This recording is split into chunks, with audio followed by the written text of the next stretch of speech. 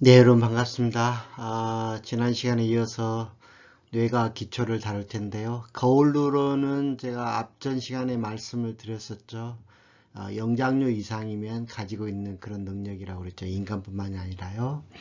이제 거울류로는 크게 이제 세 군데 영역에서 그 기능이 이제 네트워크로 연결되어 있다는 것이 이제 밝혀졌는데요. 전두엽의 이제 전운동 피질 아래쪽, 즉 이제 별표로 표시된 이 부분입니다. 이 부분이죠.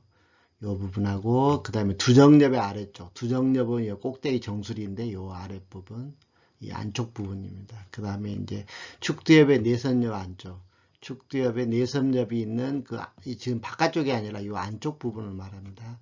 이 세 부분에서 특히 이제 이 두 위에 두 부분에서 이제 밀접하게 서로 이제 네트워킹이 된다는 것을 알 수가 있고요.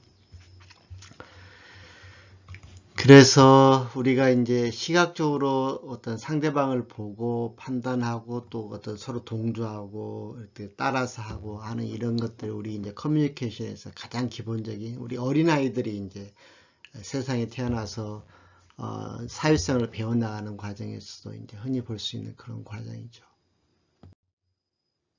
그래서 우리가 이제 눈으로 보는 이제 시각적인 것들이 시신경 교차 매핑이라고 그래서요.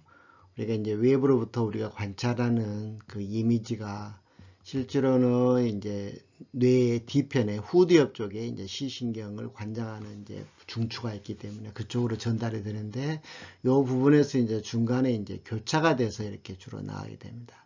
그래서 이제 오른쪽과 왼쪽이 사실은 이제 반대로 이제 향하게 되는 것이죠. 근데 이제 시각 이미지가 그냥 통으로 이렇게 디지털로 저장이 되는 게 아니라 25개 정도의 어떤 축으로 쪼개져 가지고 이렇게 나눠서 이렇게 전달이 되고 또 처리가 되고 이제 그렇습니다. 물론 이제 이것들이 종합적으로 뭐 색깔이나 형태나 입체감이나 움직임이나 뭐 여러 가지의 그런 이제 특성들을 만들어내는 것이죠. 근데 이제 이런 기능 중에서 어느 한쪽이라도 망가지게 되면 입체감을 못 느낀다든지 또 특히 우리 사람에게는 이제 사람의 얼굴을 안면을 인식하는 능력이 매우 매우 중요하겠죠. 사회성에 있어서요. 근데 이제 그 부위가 이제 조금이라도 기능이 망가지게 되면 우리가 사람을 구별을 못 하게 되는 겁니다. 뭐 기억도 못 하게 되거나 또는 머리에 저장은 돼 있는데 그것을 꺼내서 분간해내지는 못하는 거죠. 이를테면 이런 거죠. 우리가 이제 순간순간 길거리를 걸어가면서 사람들이 내 시야에 들어오지 않겠습니까? 그러면 내가 그 사람들을 어떻게 판단할까요? 우리의 그 시각 이미지로 찍혀 들어오는 그 사람 또는 물체 하나하나를 특히 우리 사람에게는 시각 이미지, 사람의 안면 얼굴을 처리하는 네트워크가 고도로 발달되어 있는데요. 하나하나 얼굴이 시각 이미지로 들어올 때마다 어떻게 해야 됩니까? 내 기억의 저장소에 있는 그 이미지들하고 대조를 합니다. 내가 앞에 가는 사람이 내 친구인지 부모님인지 누군지를 그냥 알 수 있는 게 아니고 하나하나 이를테면 로버트가 AI가 이걸 이렇게 하나하나 파악해 가는 것과 같은 원리로 똑같이 그렇게 이제 하나하나 대조를 해서 파악을 한다는 겁니다. 그래서 이제 그것을 정확한 정밀한 데이터를 모두 다 분석해서 파악을 하는 게 아니라 가장 합리적이고 효율적으로 짧게 단편적인 그런 이제 이미지만으로 저 사람이 누군지, 저 사람이 나랑 친한 사람인지, 처음 본 사람인지, 어쩐 사람인지를 순간순간 처리하는 그런 고도로 발달된 능력을 가지고 있다는 것이죠. 그래서 한 명 한 명 다 대조를 해서 내가 아는 사람 누군지, 얼마나 친한 사람인지, 과거에 본 기억이 있는 사람인지, 어쩐 사람인지를 다 대조해 봐야 되는 겁니다. 그러니까 우리가 아무 짓도 안 하고 그냥 길거리 그냥 이렇게 지나가는 것만으로도 우리 뇌는 매우 이제 피곤해지는 것이죠. 왜냐하면 끊임없이 그런 작업들을 해야 되니까요. 일반적으로 우리가 이제 감각이라고 하는 것은 우리가 이제 어떤 감각 신경이나 이런 걸 통해서 우리가 측정이 가능하죠. 근데 이제 우리가 인식하는 것, 대개는 이제 학술적인 용어로는 이제 지각이라고 그러는데요.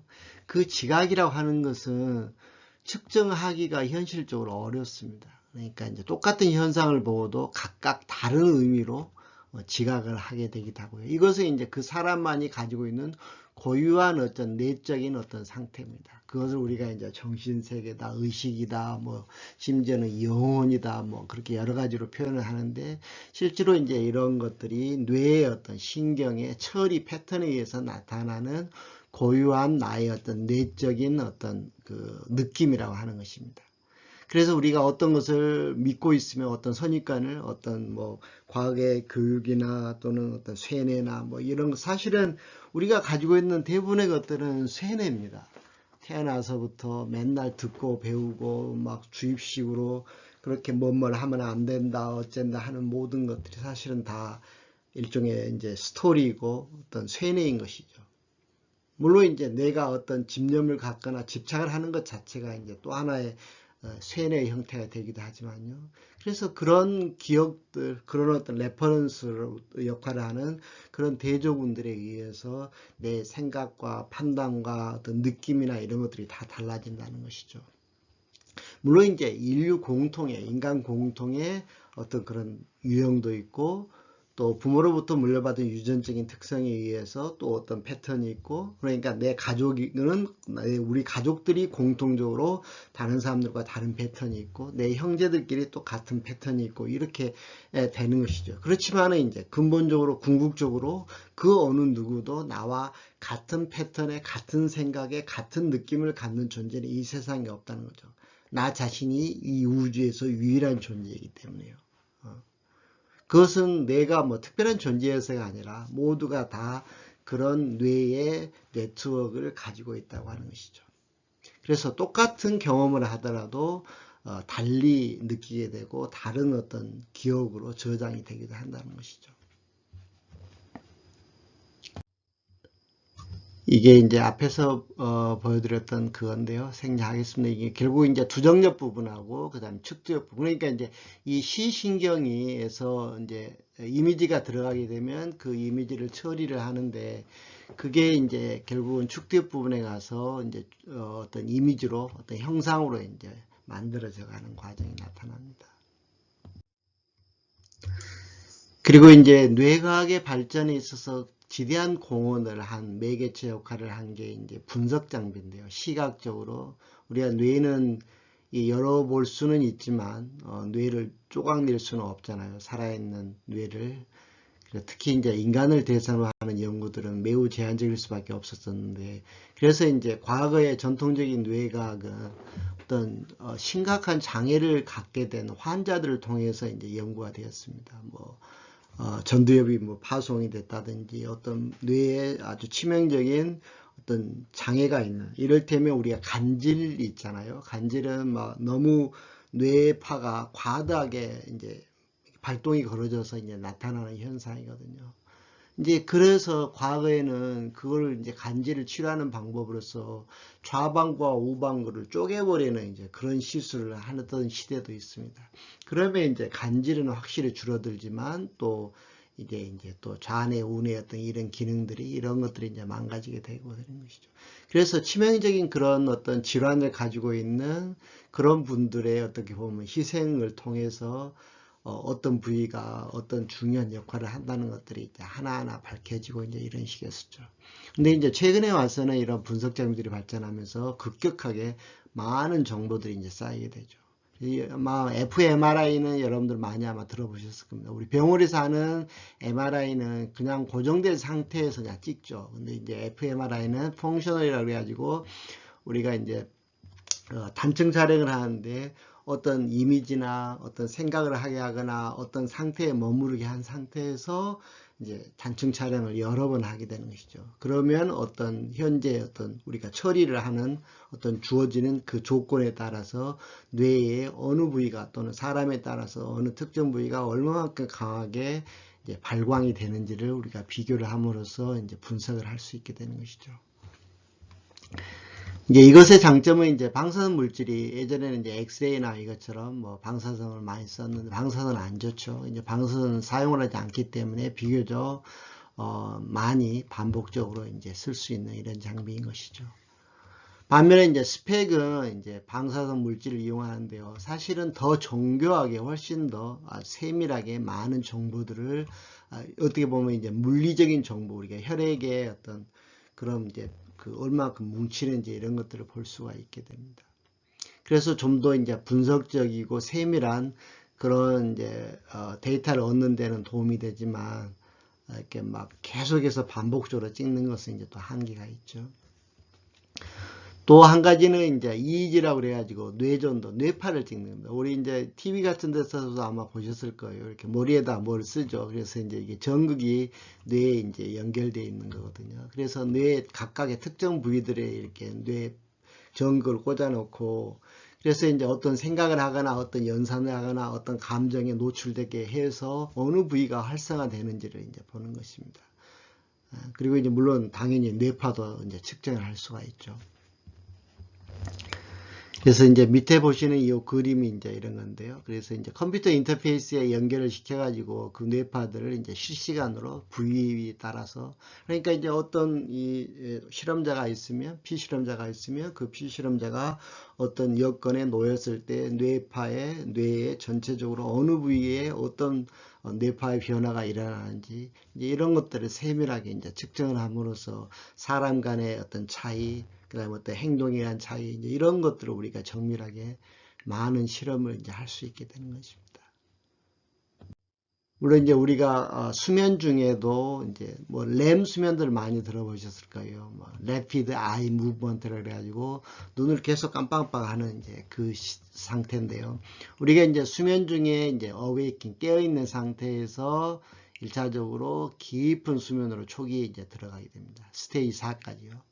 그래서 이제 아주 긴 잠을 자고 나서 그 다음에 중간에 렘 수면까지 깨어났다. 요 렘 수면에서 바로 이제 꿈을 꾸게 되고 이제 그러는 것이죠. 이제 이 렘 수면이 우리가 이제 낮에 저장했던 해마에 저장됐던 기억들을 처리해서 되뇌의 여러 각각의 부위에 그것을 이제 코딩해서 저장을 한다는 이제 그런 얘기들도 있고, 또 기억을 이제 되살려. 그러니까 이제 어떤 낮에 했던 그런 기억들을 다시 이제 되새김질하는, 이제 그게 이제 결국은 해마에 저장되었던 기억을, 장기 기억을 뇌에 재분배시켜서 장기 저장하는 이제 그런 프로세스라고 이제 이해를 하기도 하고요. 여러 가지 이제 렘 수면 상태에서 특이적으로 나타나는 이제 뇌파도 있고, 뭐 알파파랄지 어떨 경우는 이제 베타파가 나오는 경우도 있고, 이제 세타파가 나오는 경우도 있습니다만, 그리고 이제 횟수가 여러 번 반복이 되는데 다시 이제 4단계까지 들어가게 되면 그 다음에도 이제 다시 깨어났다가 거의 이제 잠이 깬 상태까지 올라가고 아주 짧은 시간. 그러고 나서는 이제 깊은 수면에 안 들어가는 겁니다. 물론 당연히 이제 깨면서 렘 수면이 반복되고 점점 이제 렘 수면의 길이가 길어지는 것이죠. 그래서 이제 대체적으로 우리가 이제 잠에서 꿈을 꿨다 하는 것은 요 마지막 렘 수면에서 뭐 희미하게 있었던 그런 기억을 우리가 이제 잠깐 떠올리게 됩니다. 저도 한때는 이제 이 꿈 꾼 것을 깨어나자마자 이제 노트를 바로 옆에 놓고 기억하는 이제 그런 시도도 한번 해보겠는데, 어떤 무의식 상태에 있는 어떤 그런 것들을 파악하는데 우리가 꿈을 이제 되새겨보고 하는 그런 것들이 이제 상당히 도움이 이제 되기는 한다고 그럽니다. 근데 이제 제가 봤을 때는 꿈은 그냥 랜덤하게 불규칙하게 나타나는 것인 것 같아요. 그 꿈을 통해서 예지력이 있다든지 그런 것 같지는 않고, 다만 분명한 것은 이제 제가 보면은 이제 어떤 특정한 스트레스를 받았거나 어떤 압박감을 가지고 있거나 어떤 것에 대해서 부담감을 가지고 있거나 막 그런 경우가 있을 경우에는 그게 이제 꿈에 반복적으로 나타나는 것 같아요. 저 같은 경우는 이제 특히 어떤 집단 생활을 했던 그런 것들, 또는 이제 낯선 막 도해지 한도 끝도 없이 막 어떤 테두리 안에 갇혀 있는 것처럼 반복적으로 거기에 이렇게 헤매고 있는 뭐 그런 꿈을 꾼다든지 자주 꾸는 이제 꿈의 유형들이 있습니다.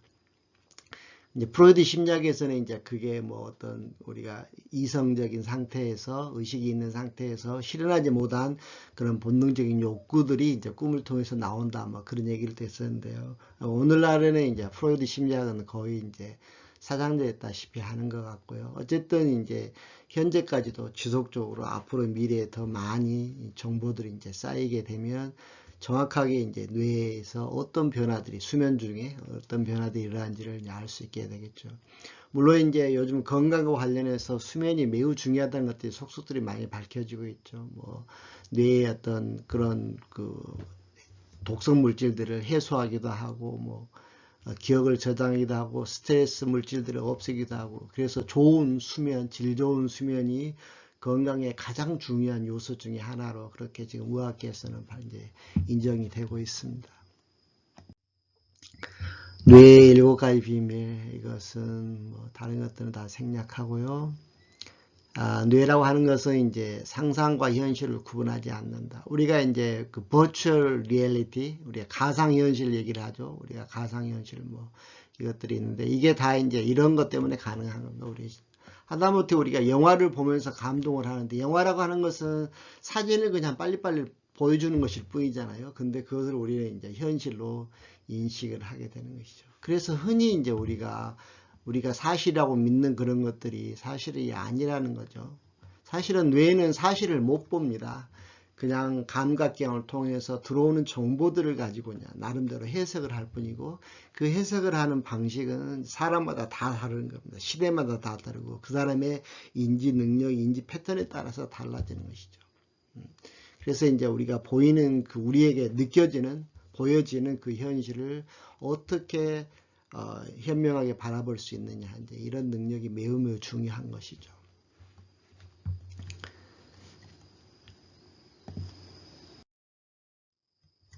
이것은 뭐 사랑에 빠진 뇌에 대한 건데 뭐 자세히는 설명 안 드리겠습니다. 어쨌든 이제 우리가 어떤 이성에 대해서 어떤 성적인 어떤 그런 감정을 갖는 것은 결국 이제 쾌감을 유발하는 복직 피계 영역이라 하는 부분이 있는데 이게 VTA 부분인데요.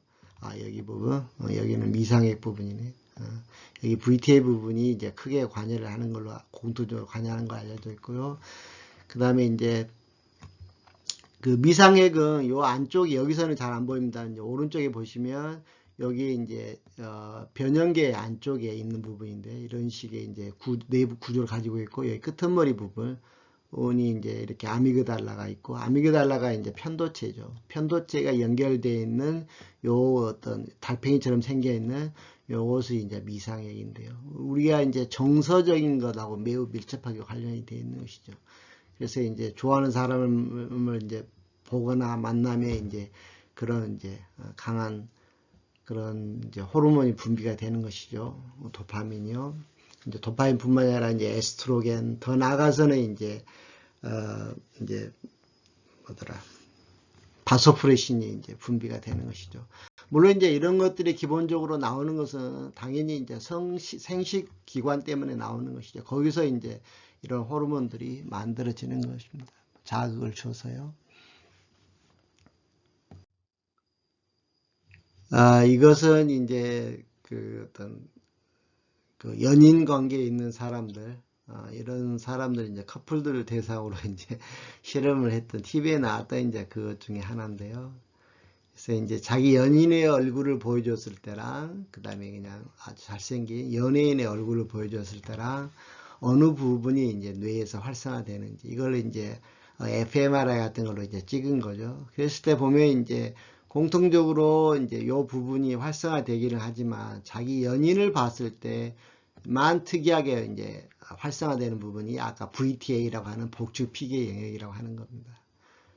그래서 이제 요 부분이 활성화되는 연인들은 이제 18개월이 지난 다음에도 연인 관계가 계속 유지가 되더라는 겁니다. 그러니까 이제 우리가 연인 관계가 유지되는 게 결국은 그런 강력한 쾌감을 느끼는 그런 물질들이 분비가 되기 때문에 그것을 깨지 않고 계속 이제 유지하려고 하는 그런 욕구가 생긴다고 하는 것이죠. 그게 이제 낮았던 5살 경우에는 이제 1년 반이 지나니까 남남이 되어 있더라 하는 겁니다. 특히 이제 이 사랑의 감정에 빠졌을 때 그게 이제 동물에서도 이제 흔히 당연히 나타나는 것이죠. 이제 짝짓기를 통해서 자식을 낳고 젖을 떼고 키우는 과정까지 소요되는 기간이 평균적으로 한 2, 3년 되는데요. 대개 이제 그 기간 동안 이러한 이제 사랑의 감정을 느낄 수 있는 호르몬들이 무지막지하게 이제 분비가 된다고 알려져 있습니다. 그래서 이제 그 권태기가 이제 그 이후에 항상 다 오는 것이죠. 근데 문제는 이런 이제 감정을 갖게 하는 호르몬들이 우리의 이성적인 판단을 하는 뇌 부위들의 스위치를 꺼버린다는 겁니다. 사실은 이게 이제 양면성인 것이죠. 편도체 부분은 이제 두려움, 공포를 느끼게 하는 부분인데 이런 어떤 두려움을 없게 만들어요. 겁 없이 만드는 거죠. 그 다음에 이제 중간 이게 측두 피질 부분인데 측두는 이제 측두엽이죠. 그 바깥쪽 피질은 이제 바깥쪽이라는 거예요. 뇌의 바깥면. 거기서 이제 부정적인 감정을 조절하는 부위인데 이것도 꺼져버립니다. 그러니까 그냥 해해하고 이제 행복감을 느끼게 이제 만들어주는 것이죠. 전두엽 부분은 당연히 이제 판단력. 이 사람이 과연 내 어떤 반려자로서 괜찮은 사람인지 어쩐 건지 그런 것을 못하게 만들어주는 겁니다. 사실은 뭐 정확하게 저 사람을 객관적으로 판단하면 그런 것을 섣불리 하기가 어렵죠. 그냥 사랑에 눈이 멀어 있어야 그렇게 되는 것이죠. 특히 이제 뭐 후측에 이제 대상회라고 하는 부분이 있는데 이 부분은 이제 싱귤레이트가 이제 이건데요. 감정을 조절하는 부분입니다. 그래서 그냥 끊임없이 그냥 기쁘고 행복하고 만족스럽고 붕 떠 있는 것 같은 그런 느낌을 이제 갖게 해주는 겁니다. 사실은 이제 이런 호르몬 작용이 있어서 그게 가능한 것이죠. 그렇지 않다 그러면 우리가 이성적인 판단이나 그런 것만으로는 그런 커플이 이루어지기가 사실은 매우 어려운 것이죠.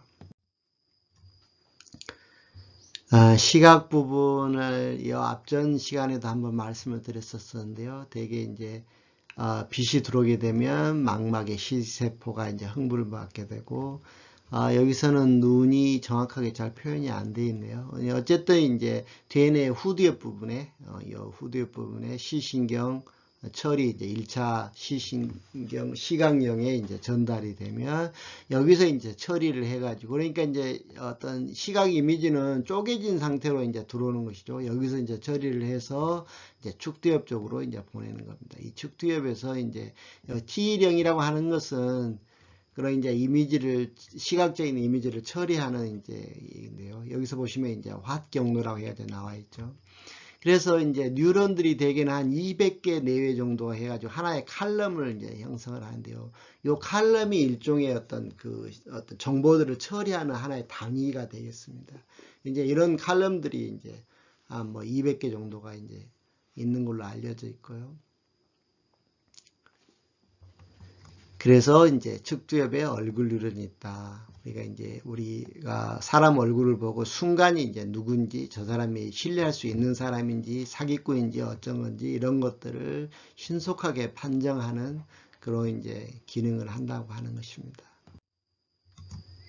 이거는 이제 눈을 좀 확대한 사진인데요. 이제 빛이 오면 이제 각막을 통해서 동공이 가고 홍채, 수정체까지 이제 여기 전달이 되죠.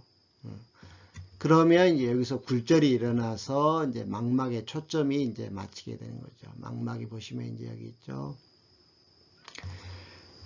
그래서 이제 굴절이 초점이 맞춰지게 되면 이제 빛이 전기 신호로 이제 바뀌게 됩니다. 전기 신호. 왜냐하면 이제 신경이라고 하는 것은 전기 신호를 통해서 전달이 되기 때문에요. 그래서 이제 시신경에 전달이 되고 시신경이 이제 뇌에서 후두엽 부분에서 그 신호를 이제 처리해서 이미지를 만들어내는 과정이죠. 근데 이제 이 혈액이 이게 시신경이 이제 앞쪽에 있어가지고 실제로 이제 우리 눈에 보이는 실제 모습은 이렇게 생겼다고 그래요. 그러니까 이제 이 혈관이 이렇게 그냥 앞에 자욱하게 이렇게 껴 있는 것이죠. 근데 이제 우리가 느끼는 이제 이 앞에 시각 이미지는 이런 형태로 하는 것이죠. 그러니까 이제 우리가 뇌가 판단하는 것은 뭐냐면 움직이는 것만 우리가 사실인 걸로 판단을 하고 움직이지 않고 고정되어 있는 것은 없는 거로 이렇게 이미 한번 이렇게 처리를 해줘 버리는 겁니다. 우리 뇌가요. 그러니까 우리 뇌가 인식을 할 때 시각 정보를 인식을 할 때 이것을 빼고 이 어떤 실핏줄을 빼고 인식을 하도록 이제 되어 있다고 하는 것이죠. 이제 착시와 관련된 정보도 사실 무지막지하게 많은데요. 이제 스트롭 효과라고 하는 게 있는데, 이것은 이제 우리가 색깔과 글자가 서로 달랐을 때 주황, 파랑, 빨강 이런 식으로 읽으려면 빨리빨리 안 읽어집니다. 그러니까 이제 똑같은 이런 실험을 해보면 이제 이게 달랐을 때는 읽는 속도가 이제 현저하게 느려지는 것이죠. 물론 그 밀리세컨드 단위로 100분의 1초 단위로 이렇게 봤을 때는 확실하게 이제 느려집니다. 그 다음에 이제 이거는 이제 이것과 이것은 실제로 이제 같은 크기인데도 불구하고 크기가 달라 보이시죠? 실제로 같은 크기입니다. 그리고 이제 이거 같은 경우는 이제 역삼각형이 없음에도 불구하고 역삼각형으로 우리가 시각이 만들어주는 것이죠. 그 다음에 이거 같은 경우도 같은 화살표 크기인데 얘가 당연히 아랫게 이제 커 보이지 않습니까? 이런 식으로 이제 우리 눈은 실제와 다르게 어떤 것을 이렇게 어떤 처리를 해주는 거예요. 가공을 해준다는 거죠. 우리가 편하게 느낄 수 있도록 경험에 의해서. 왜냐하면 이 자연계에서 우리는 지금 이제 이상한 막 그런 물리적인 세계까지 이제 실험을 하거나 그렇지만 우리 진화 과정에서 우리 인간은 이제 자연 현상에만 노출이 되기 때문에 자연에서 볼 수 있는 이제 그런 것들은 그냥 디폴트로 처리를 해줘 버리는 것이죠. 이거 같은 경우도 이제 그냥 가만히 있는 건데 이렇게 계속 움직이는 것처럼 이렇게 보이게 한다든지, 뭐 이거 같은 경우는 이제 사실은 삼각형이 잘못된 삼각형입니다. 이게 자연에서 존재하지 않는 거예요. 근데도 그런 것을 본 적이 없기 때문에 이것이 그냥 삼각형인 것처럼 그렇게 그냥 우리는 인식을 할 수 있게 되는 것이죠. 이거 같은 경우도 이제 실제로 크기가 높낮이가 같은데 약간 어긋나게 이렇게 해놓으니까 지금 이런 식으로 지금 이렇게 서로 어긋나게 이렇게 보이게 돼 있죠. 수평으로 안 보이시죠? 얘는 이제 토끼 얼굴이거나 이거는 오리 주둥이거나 이제 이런 식으로. 이게 이제 무슨 꽃병이냐 아니면 사람 얼굴이냐 이런 것들은 뭐 수도 없이 많이 있습니다. 뭐 착시들 뭐 무지막지하게 많죠. 이런 것들. 그다음 흔들리는 것들, 이게 이제 이런 경우에는 이제 바깥으로 휘어져 있는 것처럼 이렇게 보이고, 이 경우에는 이제 안쪽으로 휘어져 있는 것처럼 보이고, 뭐 이런 것들이 다 어떤 물리적인 착시 같은 거. 이거 같은 경우도 이제 이 A하고 B가 실제로는 같은 색깔입니다. 정확하게. 근데 이제 얘가 어두운 게 쌓여 있으니까 얘를 구분해야 되잖아요. 그래서 이제 우리의 시각 처리로 요 B를 밝게 보여주는 거예요. 실제로 밝은 게 아니라. 왜냐면 지금 다른 애들이 다 여기는 밝고 여기도 밝고 여기도 밝고 이제 나머지는 어둡고 이렇게 돼 있잖아요. 그러니까 이제 우리 눈이 이렇게 사전 가공을 해서 보여주는 겁니다. 보여주는 게 아니라 이제 가공을 해서 우리가 인지를 하는 것이죠. 가운데 그 같은 경우는 이제 좀 자세히 보시면 이렇게 구멍이 보일 겁니다. 군데군데 구멍이 뚫어져 있는 것이 연속적으로 보이실 거예요. 실제로는 구멍이 안 뚫어져 있는데 하얀 것들로만 이렇게 서로 하얀 선이 중첩이 되는데 이제 구멍이 뚫어진 것처럼 보인다든지. 그 다음에 이거 같은 경우는 이제 이게 경계면 그라데이션이라고 그러죠. 우리가 이제 뭐 파워포인트나 뭐 그림 같은 거 그릴 때 그라데이션 있죠. 뭔가 이렇게 층이 지게 어떤 윤곽이 보이는 거, 이런 그라데이션이 없음에도 불구하고 이게 이제 계단이겠구나. 그러니까 계단은 이게 이제 밝은 면과 이렇게 어두운 면 이런 식으로 나눠져 있지 하고 가공을 해서 우리가 인지를 한다는 겁니다. 얘도 엄청 지금 막 움직이죠. 자세히 들여다보면 막 어지러져 할 정도로요.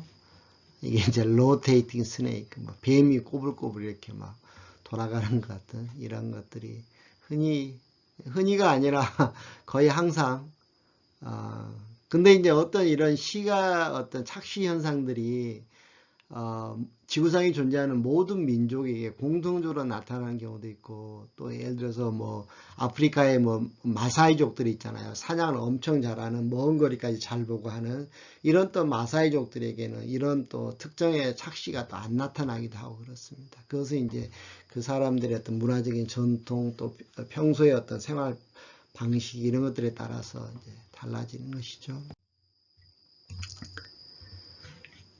내 머릿속에서 무슨 일이 일어나고 있을까? 앞에 보여드렸던 스트롭 효과가 있고요. 그 다음에 이제 이 좌뇌 해석기라고 하는 것은 앞에서 말씀드린 것처럼 우리가 보는 것은 사실이 아니에요.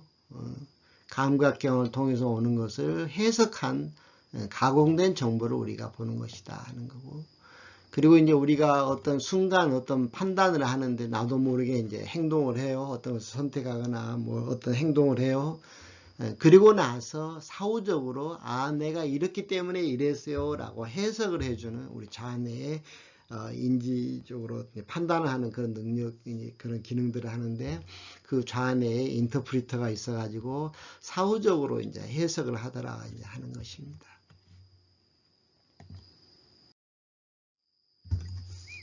기억에 대한 부분인데요. 이 부분은 좀 시간이 많이 지났네요. 기억은 이제 새 정보가 들어오면 이제 감각기관을 통해서 들어오겠죠.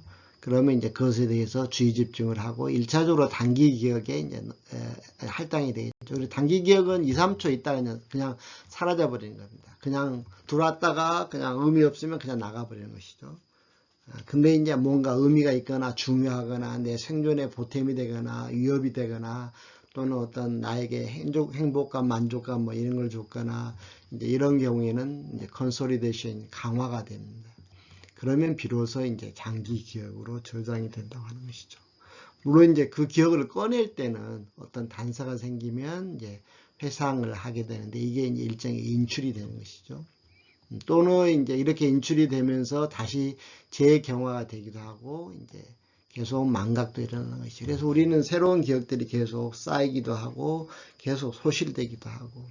근데 이제 대부분의 경우에 저장이 안 된 것보다는 어디에 어떤 형태로 저장되어 있는 것을 논리적으로 맞게 맥락에 맞게 끄집어내는 인출 부분이 망가져서 이제 그런 경우가 이제 흔하다고 그럽니다. 물론 장기 기억을 하기 위해서는 이제 인코딩이 돼야 되는데 이때는 단백질 합성이 돼야 돼. 효소가 있어야 하는 거죠. 그래서 일단 장기 기억이 됐다 하더라도 사실은 계속해서 지워지게 이제 돼 있습니다. 그래서 계속적으로 반복하는 재경화가 필요하다고 하는 것이죠. 물론 이제 저장 자체는 해마에서 이루어지고 그게 우리가 잠자는 동안에 렘 수면 동안 DNA 심피질에 여러 곳에 분산돼서 쪼개진 상태로 저장이 된다고 하는 것이죠. 물론 이제 불러낼 때 우리가 이제 치매에 걸리면 알츠하이머가 걸리게 되면 과거의 기억들은 우리가 더 생생하게 이제 기억을 하는 경우가 많고 그것은 과거의 기억이 더 생생해졌다기보다는 최근의 기억을 못 만들기 때문에 최근에 새로 기억을 못 저장하기 때문에 그래서 맨날 까먹고 잊어버리고 뭔가 기억을 못 해내죠. 그래서 이제 상대적으로 옛날의 기억들이 좀 더 선명하게 이제 떠오르게 되는 것입니다. 저희 어머니 같은 경우도 이제 그런 말씀을 자주 하시는데 옛날의 기억들은 막 굉장히 뚜렷하게 더 막 그것도 이제 모든 기억이 아니라 각인되어 있는 강하게 내 정서나 이런 것과 강하게 각인되어 있었던 그런 기억들이 더 뚜렷하게 자꾸 생각이 나는 것이죠. 우리가 청년은 소년은 야망에 살고 노인은 추억에 산다는 그런 말이 있는데 진짜로 그렇습니다. 그래서 이제 우리가 감각에 신경이 들어오면 이게 이제 단기 기억에서 처리가 되는데 대부분 다 이제 잊어버리고 없어진다. 그리고 일부가 이제 장기 기억에 저장이 됐다가 대부분 다 잊어버리지만 다시 이제 꺼내서 이렇게 기억을 하게 된다 하는 것입니다. 그래서 이제 이 해마, 그 다음에 또 편도체, 이게 이제 이게 해마죠. 해마 바로 옆에 이제 아까 편도체, 여기가 이 편도체가 이제 정서적인 것, 또 이것들 매우 중요한 역할을 한다고 그랬죠. 아까 이제 앞에 슬라이드에서 기저역 보여드렸었죠. 기저역 맨 끄트머리 부분에 편도체가 붙어 있었지 않습니까? 이 부분들에서 이제 이런 쾌감이나 이런 정서, 이런 것들이 처리가 되고 있습니다. 그래서 우리가 이제 학습을 할 때 그냥 의미 없이 그냥 이렇게 하는 것은 전혀 학습 효과가 없습니다. 생존에 도움이 안 되기 때문에요. 그래서 우리가 이제 감동을 하고 생존에 보탬이 되는 중요한 거라고 인지를 하고 아주 흥미를 갖고 이렇게 학습을 했을 때 학습 효과가 나타난다고 하는 것이죠. 이제 앞에서 개론적으로 설명을 드렸고, 좀 더 구체적으로 이제 보여준 거 있는 건데요. 일시적인 기억 중에서 작업 기억이 매우 중요하다는 거. 2, 30초 정도밖에 살아있지 않습니다. 이게 이제 컴퓨터의 램과 같은 거고, 작업 기억은 이제 매우 중요하다고 하는 건데, 이 작업 기억이 대체적으로 보면 한 14, 5세 뭐 정도, 그 다음에 이제 30대 초반까지 이제 유지가 되다가 그 이후부터는 이제 급격하게 이제 떨어지게 되게 되어 있습니다. 그리고 이제 우리가 단기 기억에서 특징 중에 하나는 우리가 이제 저장하는 기간도 이제 짧지만 우리가 기억할 수 있는 아이템 자체가 한정되어 있습니다. 초기에는 이제 한 4개라는 그런 이론도 있었고, 근래 와서는 한 7개 정도가, 맥시멈 한 7개 정도가 맥시멈으로 이제 그렇게 알려져 있습니다. 그래서 이 7개라는 게 어떤 의미냐, 우리가 어떤 하나 팩트 자체가 7개, 8개 아이템일 수가 있어요. 예를 들어서 우리가 어떤 것을 기억을 하면 그것에 대한 색깔, 장소, 어떤 사건, 위치, 뭐 여러 개 것들이 하나로 합쳐져서 어떤 하나의 팩트, 하나의 어떤 그 에피소드를 만드는 거잖아요. 그래서 이제 여러 가지를 기억을 못하기 때문에 우리가 사실은 강의를 하는 것도 짧게 그냥 한 서너 개의 아이템만 가지고 간단하게 하고 끝내야 되는 것이죠. 막 이렇게 여러 가지를 한꺼번에 다 하면 아마 당연히 여러분들은 기억이 안 될 겁니다. 다만 그 중에서 여러분들에게 뭔가 꽂히는 이거 재밌네, 이랬어 하고 감탄을 하는 그런 것들만 일부 저장이 됐다가 계속해서 이제 다시 사용하거나 복습을 하지 않으면 결국 영원히 지워져 버릴 겁니다. 그래서 이제 생존과 관련된 정보들은 우리가 원하든 원하지 않든 간에 자연적으로 장기 기억에 저장이 되어 있습니다. 그래서 공부를 할 때 그냥 의미 없이 성의 없이 하는 것은 공부를 하나만 하는 것이다.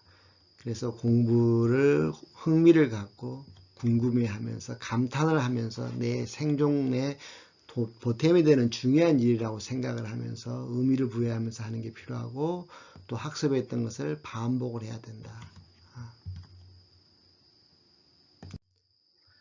장기 기억은 단백질 합성이 필요하다고 말씀을 드렸었죠.